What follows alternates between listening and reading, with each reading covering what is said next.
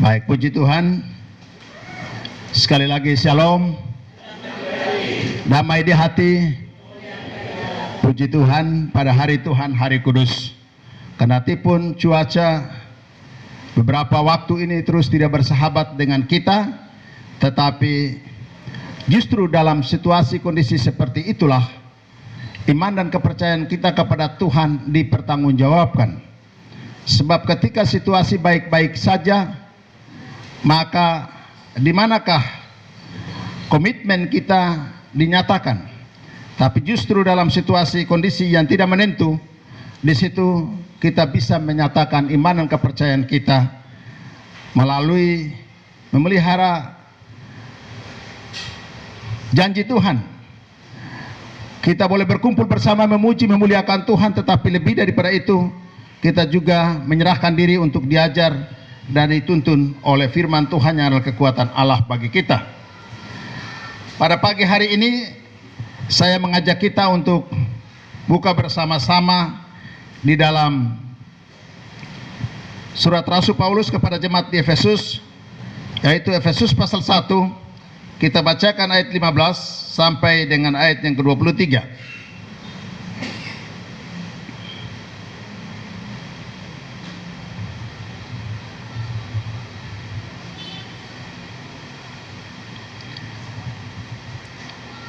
Efesus pasal 1 ayat 15 sampai dengan ayat yang ke-23. Kalau Bapak Ibu sudah menemukannya, untuk menghormati firman Tuhan saya jemput kita semua bangkit berdiri dan kita membacanya secara bersama-sama. Saya akan membacakan ayat pertama, jemaat Tuhan membacakan ayat yang kedua, yaitu ayat 16. Kita bergantian sampai ayat yang ke-23 kita baca secara bersama-sama dengan judul yang diberikan oleh Lembaga Alkitab Indonesia, Doa untuk Pengertian tentang Kemuliaan Kristus.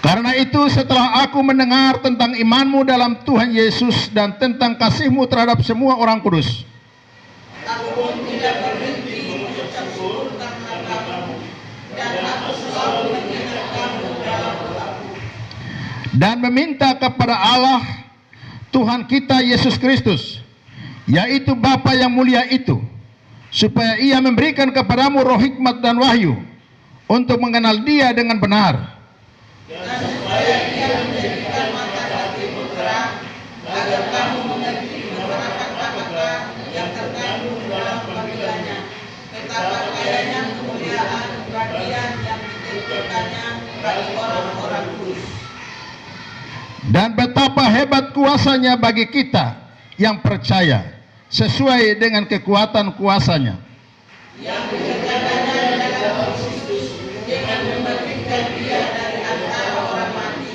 dan menundukkan Dia di sebelah kanannya di surga, jauh lebih tinggi dari segala pemerintah dan penguasa dan kekuasaan dan kerajaan dan tiap-tiap nama yang dapat disebut, bukan hanya di dunia ini saja, melainkan juga di dunia yang akan datang. Dan segala sesuatu telah diletakkannya di bawah kaki Kristus, dan Dia telah memberikannya kepada jemaat sebagai kepala dan segala yang ada. 2, 3. Jemaat yang adalah tubuhnya, yaitu kepenuhan Dia yang memenuhi semua dan segala sesuatu. Amin. Silakan jemaat Tuhan dipersilakan duduk kembali.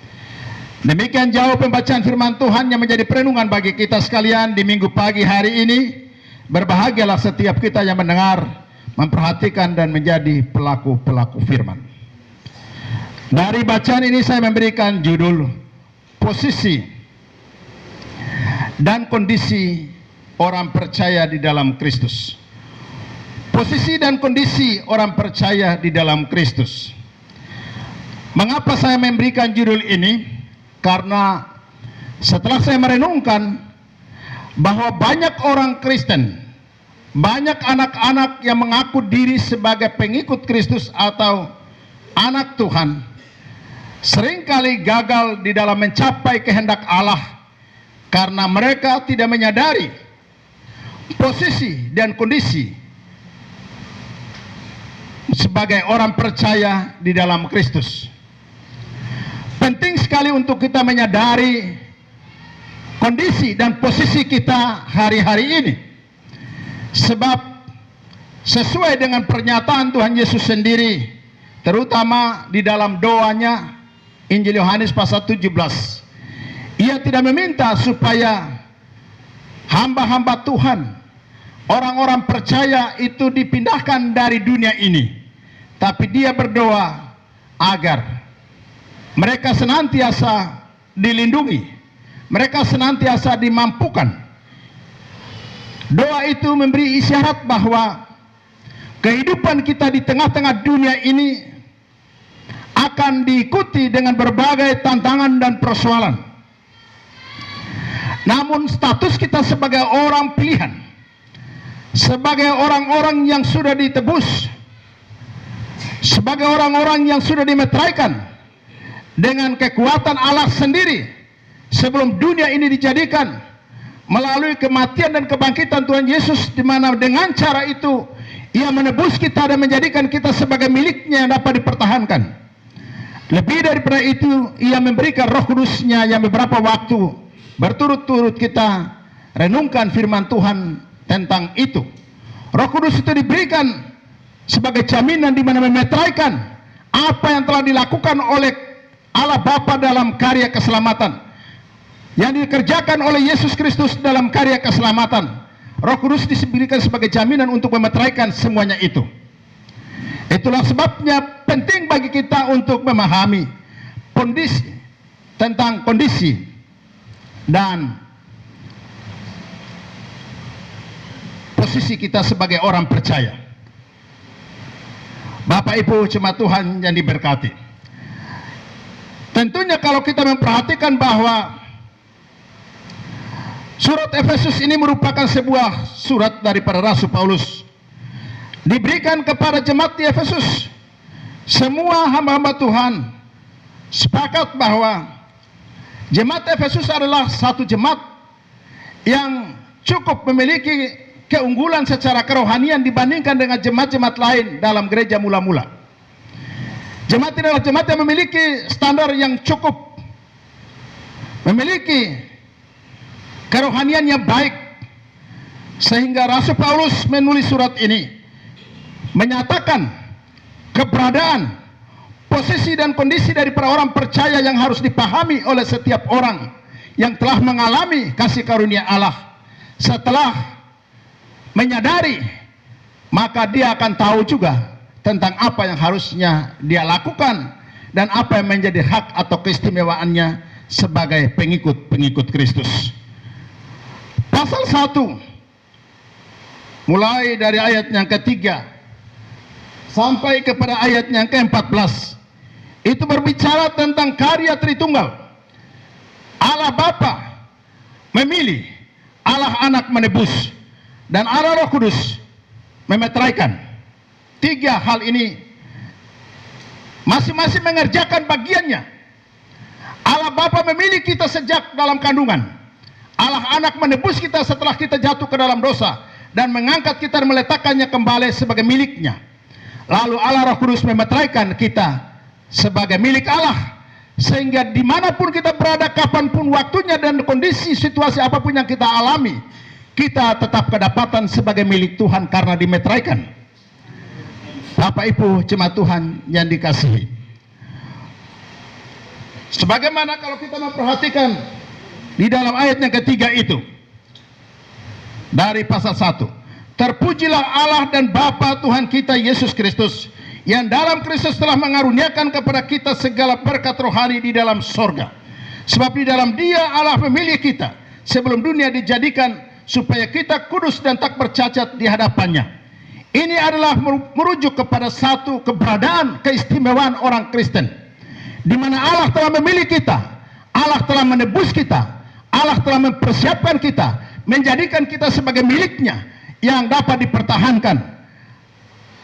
Itulah sebabnya perlu kita menyadari, kalau kita sudah berada pada posisi seperti itu, maka layaklah kita senantiasa bersyukur kepada Tuhan, mempertahankan kehidupan kita sebagai pengikut Kristus, bukan asal-asal sebagai orang Kristen.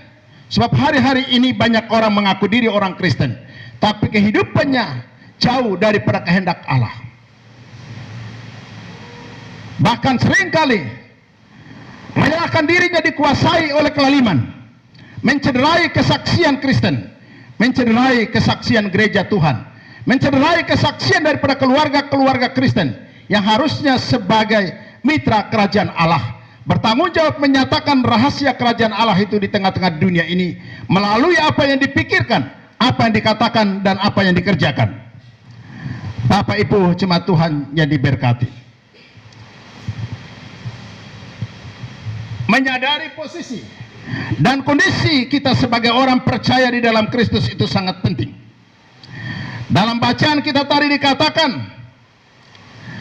karena itu setelah aku mendengar tentang imanmu dalam Tuhan Yesus dan tentang kasihmu terhadap semua orang kudus, aku pun tidak berhenti mengucap syukur karena kamu, dan aku selalu mengingat kamu dalam doaku.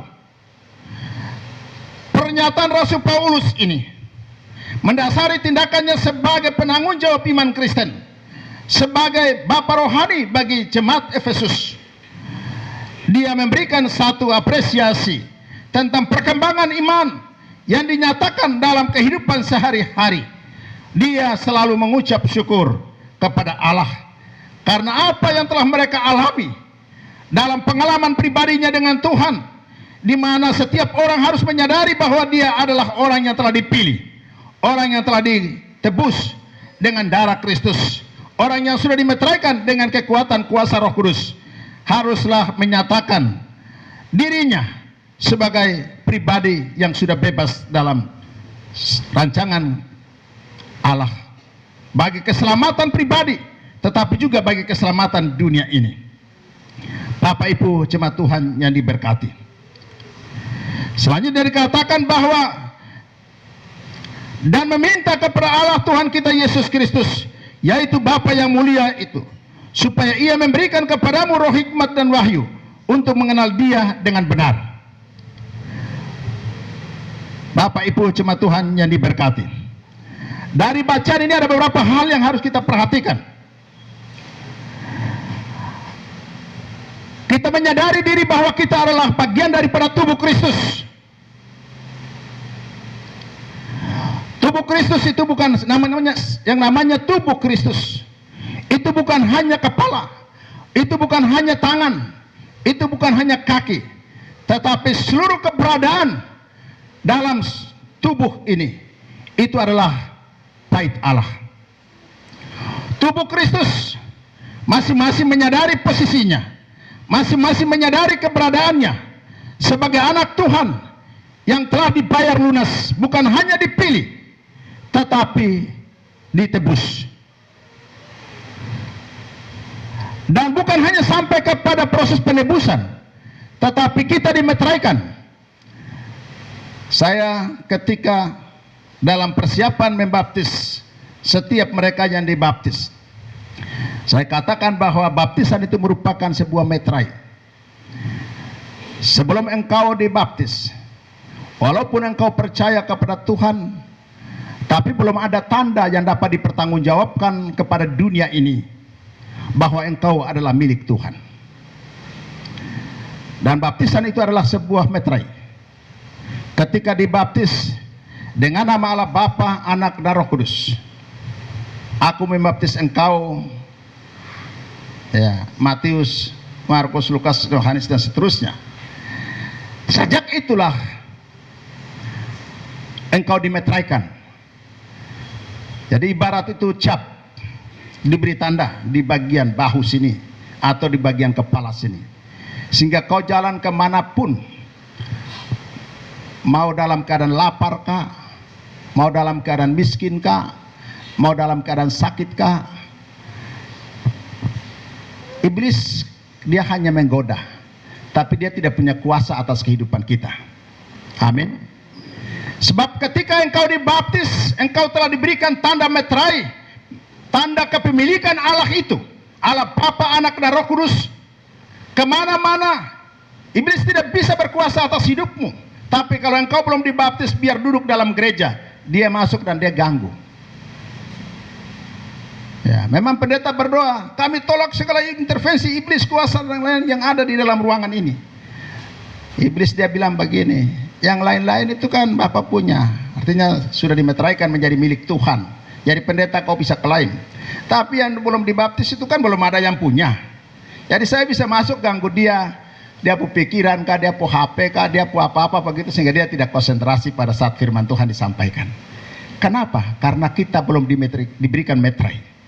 Iblis dia leluasa masuk sampai ke dalam gereja, sampai ke bangku paling depan sekalipun. Bahkan yang melayani di sini pun, yang ada di barisan depan ini pun, kalau tidak hati-hati maka iblis itu bisa intervensi.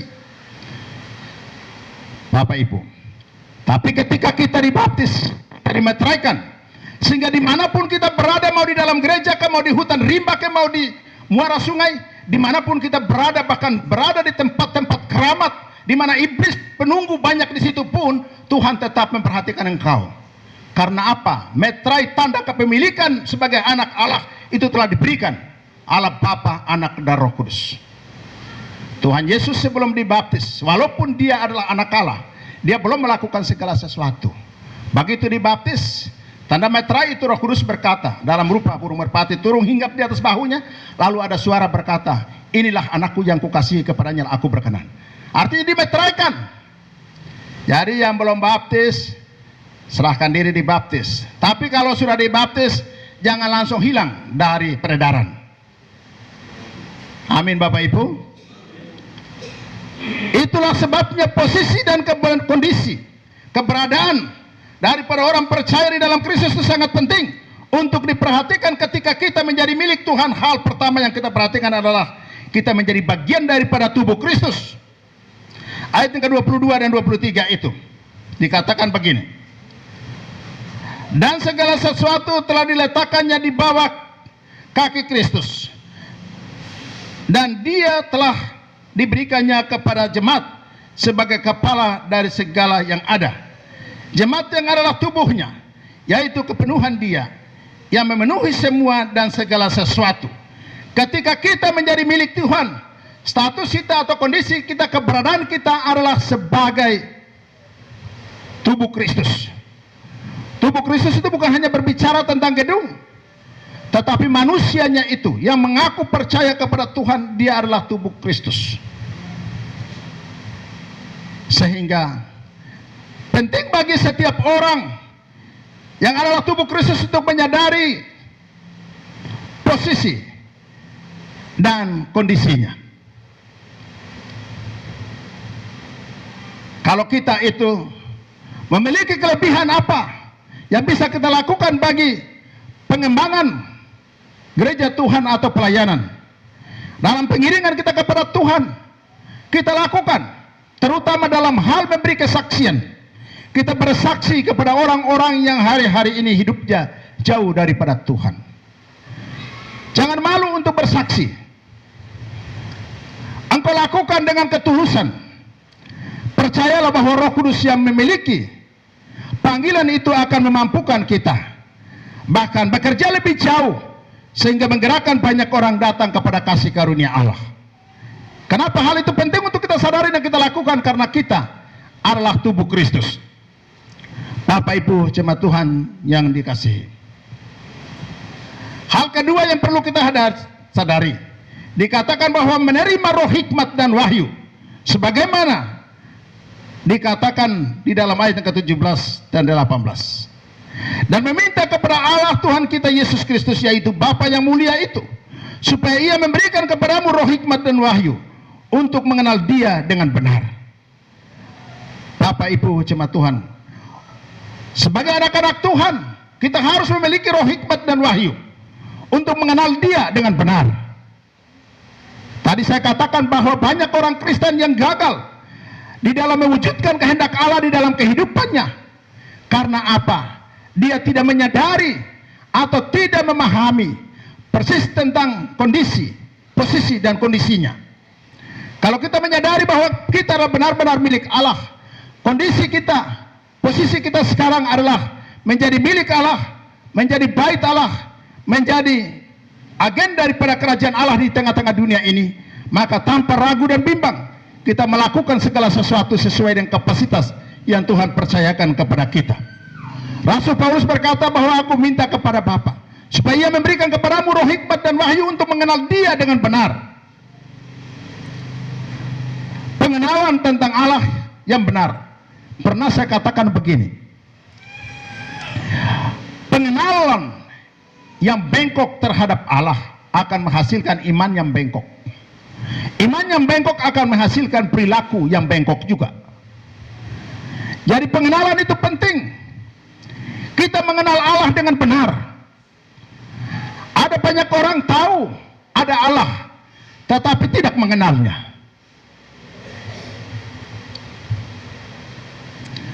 Ada orang yang tahu ada Allah, tetapi tidak menyerahkan diri kepadanya untuk dikuasai. Itulah sebabnya sebagai anak Tuhan, kita perlu dikuasai dengan roh hikmat dan wahyu untuk mengenal Allah dengan benar. Sehingga dimanapun kita berada, kapanpun waktunya, interaksi kita, persekutuan kita dengan Tuhan tetap terjaga, tetap terpelihara, kendati pun dunia ini berubah dengan segala macam situasi dan keadaan.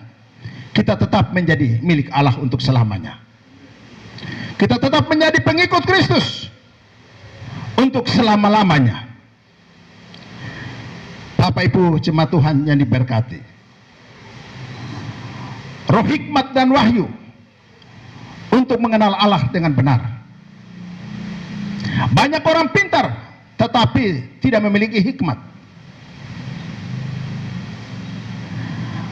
Wahyu itu artinya kemampuan untuk dapat memahami situasi kondisi yang akan datang, walaupun tidak lihat dengan mata kepala, tetapi dia dapat menafsirkan itu secara pasti melalui pikiran, perkataan dan perbuatannya, seolah-olah dia tahu segala sesuatu tentang hari esok dan seterusnya. Padahal dia tidak lihat dengan mata jasmani, tetapi langkahnya itu menjadi pasti. Kenapa menjadi pasti? Itulah kehidupan orang Kristen, karena dia memiliki roh hikmat dan wahyu. Kapankah itu diberikan? Ketika engkau menyadari posisi dan kondisi sungguh-sungguh di hadapan Tuhan, dan meminta senantiasa kepada Tuhan. Tidak semata-mata engkau belajar. Sekolah tinggi itu tidak salah, itu penting ya. Mengembangkan diri melalui berbagai informasi agar pengetahuan kita semakin hari makin bertambah, itu penting. Tetapi kalau tanpa roh hikmat dan wahyu daripada Tuhan, maka pengetahuan itu bukan lagi membawa kita kepada hal yang memuliakan Allah, bukan lagi membawa kita kepada kehidupan yang berkemenangan dan menjadi kesaksian di tengah-tengah dunia ini, tapi justru itu akan menjadi buah bibir orang. Kita akan menjadi pribadi yang sombong, merasa diri di atas orang lain, merasa diri punya daripada orang lain. Bapak Ibu jemaat Tuhan, hal ini penting. Roh hikmat dan wahyu untuk mengenal Allah dengan benar itu penting bagi kita. Karena ketika roh hikmat dan wahyu itu ada dalam diri kita, berkolaborasi dengan pengetahuan yang kita miliki, bahkan dengan potensi dasar yang telah Tuhan berikan kepada kita sejak kita diciptakan segambar dan serupa dengan Allah. Potensi dasar itu sudah ada, ditambah lagi dengan kita sekolah tinggi-tinggi, ditambah lagi dengan akses pengetahuan semakin hari dibukakan melalui berbagai media. Dunia ini terasa kecil. Hari ini kita tahu segala sesuatu, tapi apa artinya engkau tahu banyak tapi tidak melakukan banyak? Bapak Ibu, menjadi tantangan kita hari-hari ini. Kenapa pendidikan karakter itu hari-hari ini ditekankan atau diutamakan, bukan hanya di perguruan tinggi, bukan hanya di sekolah-sekolah, tapi termasuk di dalam gereja. Karena apa? Akses pengetahuan itu semakin hari makin bertambah, tidak hanya diperoleh melalui mimbar, di mana saja kita bisa dapat pengetahuan itu, tetapi semakin banyak yang kita tahu, kualitas kehidupan manusia semakin hari makin rendah, semakin hari makin jauh. Memahami tugas tanggung jawab, pelayanan kasih itu menjadi jauh. Karena apa? Kita hanya memuaskan diri dengan pengetahuan secara jasmani, tetapi apa yang prinsip dalam kehendak Allah itu kita abaikan. Bapak Ibu jemaat Tuhan yang diberkati,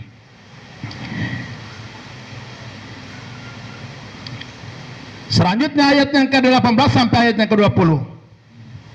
Kondisi dan keberadaan kita sebagai anak-anak Tuhan, mewarisi kekayaan surgawi. Ayat ke-18 sampai ayat yang ke-20 dikatakan begini. Dan supaya ia menjadikan mata hatimu terang, agar kamu mengerti pengharapan apakah yang terkandung dalam panggilannya, betapa kayanya kemuliaan bagian yang ditentukannya bagi orang-orang kudus, dan betapa hebat kuasanya bagi kita yang percaya, sesuai dengan kekuatan kuasanya yang dikerjakannya di dalam Kristus, dengan membangkitkan dia dari antara orang mati dan mendudukkan dia di sebelah kanannya di sorga. Bapak Ibu jemaat Tuhan yang diberkati, mewarisi kekayaan surgawi bukan hanya yang akan datang, tetapi di dunia ini tanda-tanda kerajaan itu pun harusnya sudah menjadi bagian daripada kita. Di antaranya adalah damai sejahtera dan sukacita tetap terpelihara dalam segala situasi dan keadaan. Orang lihat kita mungkin kira ini orang uang banyak ini. Orang lihat kita bilang orang ini mungkin tidak pernah punya masalah. Padahal coba kau ke rumah baru lihat, banyak masalah talingkar tidak selesai-selesai. Satu selesai datang yang baru dua. Ya, dua selesai datang baru lagi menjadi 4. Tapi apakah semuanya itu dapat memisahkan kita dari kasih karunia Allah? Tidak. Itulah posisi, kondisi dan posisi kita sebagai anak-anak Allah. Kita sebagai pewaris daripada kerajaan Allah. Bukan hanya bicara tentang keselamatan kekal setelah kita mengakhiri kesempatan hidup di dunia ini, tetapi hari-hari ini pun tanda-tanda kerajaan Allah itu sudah kita alami, di mana kita tetap memelihara damai sejahtera, sukacita, kasih itu tetap terpancar dari hidup kita. Dan bukan semata-mata karena uang, tapi gaya hidup kita yang bersahaja dengan siapa saja di mana saja, itu mencerminkan bahwa orang ini ada di dalam bagian kerajaan Allah. Bapak Ibu jemaat Tuhan yang diberkati, mewarisi kekayaan surgawi. Rasul Paulus merasa bahwa hal itu sangat penting untuk dipahami oleh orang-orang yang telah diselamatkan, orang-orang yang telah dimerdekakan. Dan supaya ia menjadikan mata hatimu terang, agar kamu mengerti pengharapan apakah yang terkandung dalam panggilannya. Bapak Ibu, pengharapan apakah yang terkandung dalam panggilannya? Kita adalah orang-orang yang dipilih, orang-orang yang sudah ditebus, dimeteraikan. Semuanya itu kita yakini bahwa menjadi bagian kita. Pengharapan apakah yang terkandung dalam semuanya itu? Kita memiliki pengharapan tentang warisan yang kekal, surga yang kekal, keselamatan yang kekal adalah menjadi hal yang pasti dalam kehidupan kita. Itulah sebabnya kita pun bertanggung jawab. Walaupun sebelum kita belum sampai ke surga, tapi ketika kita masih ada di dunia ini, marilah kita menjalani hidup ini secara bertanggung jawab. Masing-masing bertanggung jawab menjalani hidupnya. Memang kehidupan kita ini berat untuk bisa memuaskan setiap mata yang melihat, setiap telinga yang mendengar.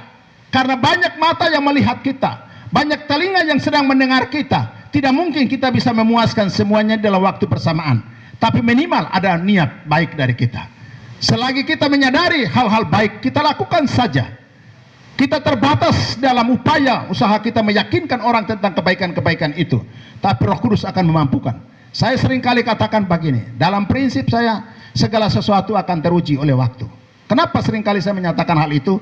Karena saya tahu bahwa kita terbatas di dalam meyakinkan orang tentang kebenaran, termasuk firman Tuhan yang kita sampaikan ini benar ataupun tidak.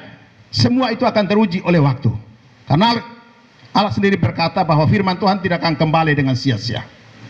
Dia akan kembali mengerjakan segala sesuatunya, memberi hasil. Dan hasilnya itu bukan hanya selamanya berkat, tidak. Terhadap yang tidak taat pun juga ada hasilnya. Yang taat mendengar dan melakukan dengan baik, itu ada hasilnya. Yang tidak taat, itu pun juga ada hasilnya. Bapak Ibu jemaat Tuhan, Jadi kita boleh saja memiliki sebuah tanggung jawab untuk meyakinkan orang tentang kebenaran, meyakinkan orang tentang hal yang baik, tetapi kita pun terbatas. Kebenaran itu akan tiba pada waktunya. Segala sesuatu teruji oleh waktu. Bapak Ibu jemaat Tuhan yang diberkati. Dan betapa hebat kuasanya bagi kita yang percaya sesuai dengan kekuatan kuasanya yang dikerjakannya di dalam Kristus dengan membangkitkan dia dari antara orang mati dan mendudukkan dia di sebelah kanannya. Bapak Ibu jemaat Tuhan yang dikasihi, apa yang dialami oleh Kristus, kita memahami misteri daripada karya keselamatan dalam Yesus Kristus. Bahkan dia mati dan dia bangkit, itu juga menjadi bagian yang pasti dalam kehidupan orang percaya. Kita pun akan mati, tapi kita pun akan bangkit bersama-sama dengan Kristus. Allah mendudukkan dia di sebelah kanannya sebagai imam bagi kita. Kita yang percaya dan mengasihi Allah, mengalami kasih karunia Allah, mengalami keselamatan daripada Allah, kita pun akan diselamatkan. Dan itu adalah bagian daripada kita yang percaya kepada Tuhan. Keselamatan kita bukan kita yang kerjakan, tapi dikerjakan oleh Yesus Kristus sendiri. Sebagaimana tadi kita baca dalam ayat yang ketiga, ayat yang keempat dan seterusnya dalam pasal 1 ini. Kalau itu sudah dikerjakan secara sempurna, dianugerahkan kepada kita sebagai milik yang tidak dapat terbatas. Seringkali saya katakan bahwa sekali selamat tetap selamat. Kalau keselamatan itu dikerjakan oleh Allah, siapakah dapat memisahkannya dari kasih karunia Allah? Kekuatan dunia ini tidak, iblis tidak, dosa pun tidak. Kalau begitu, saya sudah baptis, jadi saya boleh lakukan apa saja, tetap saya selamat? Tidak juga, Bapak Ibu. Saya seringkali katakan bahwa orang yang sudah dibaptis belum tentu diselamatkan, tapi orang yang diselamatkan seharusnya dibaptis. Karena itu perintah Tuhan Yesus sendiri, bukan perintah sinode, bukan perintah pendeta, tapi perintah Tuhan Yesus, di mana kita harus melakukan itu dengan kepercayaan penuh kepada Tuhan. Bapak Ibu jemaat Tuhan yang diberkati, selanjutnya mengalami kuasa Allah yang besar. Ayat yang ke-22 dikatakan begini: dan segala sesuatu telah diletakkannya di bawah kaki Kristus, dan dia telah diberikannya kepada jemaat sebagai kepala dari segala yang ada. Sebagai kepala dari segala yang ada, mengalami kuasa Allah yang besar. Kalau Allah telah melakukan itu di dalam diri Yesus, dan kita harus tahu bahwa apa yang dialami oleh Tuhan Yesus adalah bagian kita, dan dia telah dibangkitkan, dia telah diselamatkan. Kita pun akan diselamatkan kalau kita benar-benar menerima Tuhan Yesus sebagai Tuhan dan Juru Selamat kita, menyerahkan hidup ini dipimpin dan dituntun oleh Roh Kudus, bukan dipimpin dan dituntun oleh kekuatan dunia ini. Mengalami kuasa Allah yang besar, ini sangat penting bagi kita, Bapak Ibu jemaat Tuhan yang diberkati. Apakah mengalami kuasa Allah yang besar itu harus berdoa dan kemudian orang mati itu bangkit? Tidak. Kuasa Allah yang besar itu telah mengerjakan di dalam diri kita keselamatan kekal, dan itu menjadi sesuatu yang pasti, bukan ragu-ragu, bukan mudah-mudahan, tetapi itu adalah sesuatu yang pasti karena dikerjakan oleh Allah. Yang menjadi persoalan adalah apakah kita mengakui Kristus sebagai penebus dan penyelamat kita atau tidak. Kalau kita mengaku Kristus sebagai penebus dan penyelamat kita, kita menyerahkan diri dipimpin dan dituntun oleh kekuatan kuasanya, yaitu firman dan Roh Kudusnya. Kita akan terus berjalan dari tanda heran yang satu kepada tanda heran yang lain. Hari-hari ini kita bisa ada sebagaimana kita ada Kalau kita mau bandingkan dengan banyaknya situasi kondisi yang kita alami selama ini atau hari-hari ini, sebetulnya kita ini tidak punya kekuatan apa-apa. Kita ada hanya karena kemurahan Tuhan. Kesadaran tentang keselamatan itu sangat penting bagi orang percaya. Tapi bagi yang sudah menyadari itu, jangan sombong dan jangan sok rohani. Itu juga dijelaskan oleh Rasul Paulus di dalam pasal 2 ayatnya ke-8 dan 9 itu. Pasal 2 ayat 8 ayat 9 dikatakan begini. Sebab karena kasih karunia kamu diselamatkan oleh iman. Itu bukan hasil usahamu, tetapi pemberian Allah. Itu bukan hasil pekerjaanmu. Jangan ada orang yang memegahkan diri.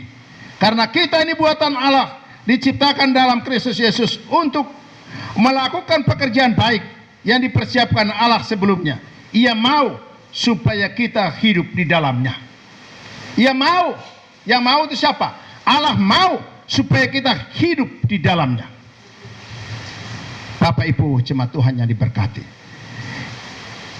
hal ini sangat penting untuk kita waspadai juga. Kalau kita seseorang sudah menyadari bahwa dia adalah milik Allah yang telah melalui sebuah proses keselamatan, baik itu yang dikerjakan oleh Allah Bapa, di mana Ia memilih, Allah Anak menebus, Allah Roh Kudus memeteraikan, dengan demikian menjadikan kita adalah sebagai milik yang dapat dipertahankan. Kalau sudah menyadari posisi seperti itu, jangan sombong. Amin. Jangan sombong, karena kita inilah buatan Allah. Kita dikerjakan, kita diperlengkapi untuk menjadi milik Allah, menjadi hamba-hamba Kristus, menjadi dulosnya Kristus. Kalau yang namanya hamba, zaman sekarang memang kita jelaskan hamba kepada generasi sekarang sulit mengerti karena tidak ada hamba di daerah sini. Tapi dengan bacaan, dengan referensi banyak, silakan dibaca. Konsep hamba itu artinya dia tidak punya hak lagi. Segala sesuatu yang ada padanya adalah menjadi milik daripada tuannya. Dan kita adalah hamba daripada Kristus. Bukan hamba Kristus itu bukan hanya pendeta, bukan hanya evangelis, tetapi setiap orang yang mengaku percaya kepada Tuhan, dia adalah hamba Kristus. Amin. Kita adalah milik Kristus. Itu semua dilakukan dengan tujuan agar kita hidup di dalam kepastian dan mengerjakan apa yang menjadi kehendak Allah, bukan kehendak manusia, bukan sekedar memuaskan orang yang melihat, mata orang melihat, telinga orang mendengar. Hari-hari ini banyak pelayanan gereja Tuhan ingin memuaskan orang yang mendengar, melihat. Ya. Bapak Ibu jemaat Tuhan yang diberkati, memang media sosial ini penting juga untuk memberi kesaksian tentang apa yang kita lakukan, tetapi motivasinya itu harus diperbaiki. Saya lihat hari-hari ini ada pendeta yang memimpin doa semalaman. Dia memimpin tapi sekaligus dia ambil video, apa itu? Video langsung ya. Siaran langsung. Ini orang serius, saya lihat jemaat-jemaatnya serius sampai masuk dalam hadirat Allah, tetapi pribadinya dia sambil menyembah tapi sambil posting keliling. Saya lihat ya memang sih ini baik juga untuk memberi kesaksian atau memberikan informasi kepada jemaat-jemaat yang mungkin tidak sempat hadir tentang apa yang sedang dilakukan. Tetapi kalau dilakukan oleh jemaat atau ada yang ditugaskan, itu masuk akal. Tapi pendeta yang sedang memimpin, sedang melakukan siaran langsung, ini saya pikir-pikir juga, ini tujuannya apa? Ya, ini bukan berarti kita merasa diri lebih baik dari orang lain, tidak. Tetapi ini bagian daripada bagaimana kita menyadari diri sebagai milik Allah,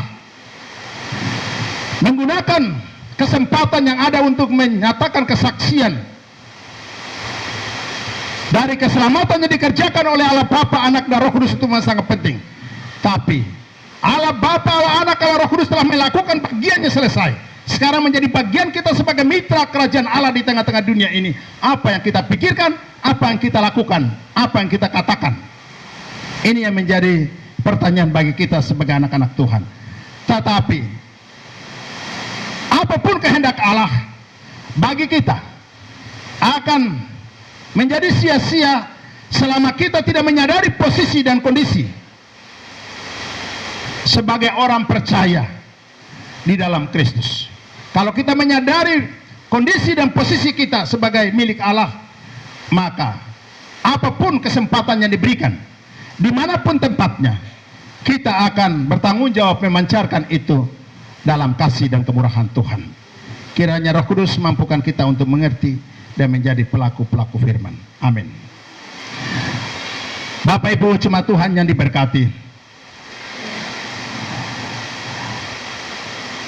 marilah kita senantiasa menyandarkan hidup dan kehidupan kita kepada Tuhan yang telah mengerjakan keselamatan itu menjadi milik yang pasti dalam kehidupan. Hari ini kita menjadi pribadi-pribadi yang menjalani kehidupan yang pasti, bukan karena kita punya, bukan karena ada siapa-siapa di belakang kita, tetapi karena Tuhan.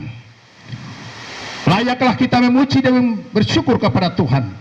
Layaklah kita mempersembahkan seluruh hidup ini untuk dikuasai oleh Allah dan dipakai dalam rencana keselamatan.